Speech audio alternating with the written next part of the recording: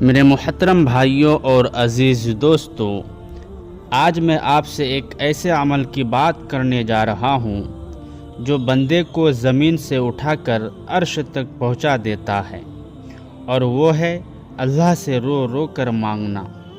بھائیوں، دنیا میں جب کوئی بہت مجبور ہو جاتا ہے، جب سب دروازے بند ہو جاتے ہیں، جب اپنوں سے بھی امید ٹوٹ جاتی ہے، تب ایک ہی دروازہ رہ جاتا ہے، اور وہ ہے اللہ کا دروازہ۔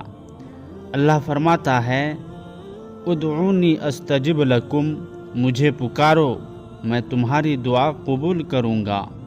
ذرا سوچو، ہم روئے تو کس کے سامنے؟ لوگوں کے سامنے جو ہمارے آنسو کو کمزوری سمجھتے ہیں، یا اس رب کے سامنے جو ہمارے آنسو کو پسند کرتا ہے؟ میرے بھائیوں، حدیث میں آتا ہے، اللہ تعالیٰ اس بندے سے محبت کرتا ہے جو تنہائی میں اس سے مانگتا ہے، اور اس کے آنکھوں سے آنسو بہتے ہیں۔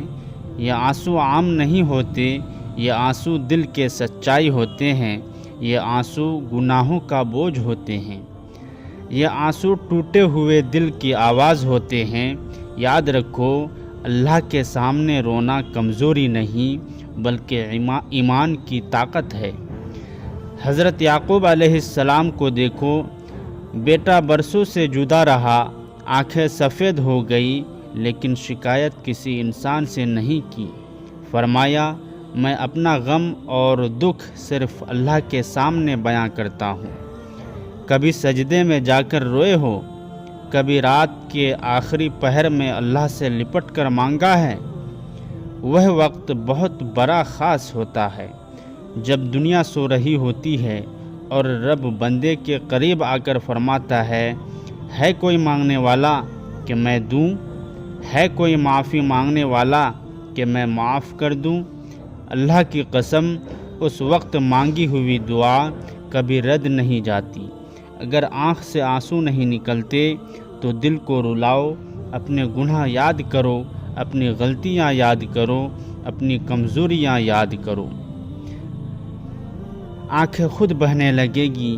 میرے بھائیوں، رو رو کر مانگنے والا بندہ اللہ کو سب سے زیادہ پیارا ہوتا ہے، کیونکہ وہ کہتا ہے، اے اللہ، میرے پاس تیرے سوا کوئی نہیں۔ آخر میں بس اتنی بات، اگر زندگی میں کبھی بہت زیادہ ٹوٹ جاؤ، اگر دل بہت بھاری ہو جائے، تو انسانوں کے دروازے پر مت جانا، اللہ کے دروازے پر جا کر رو لینا۔ وہ رب ہے، وہ آنسوؤں کی زبان سمجھتا ہے۔ اللہ ہم سب کو سچے دل سے مانگنے والا اور آنسوؤں سے توبہ کرنے والا بنا دے۔ آمین یا رب العالمین۔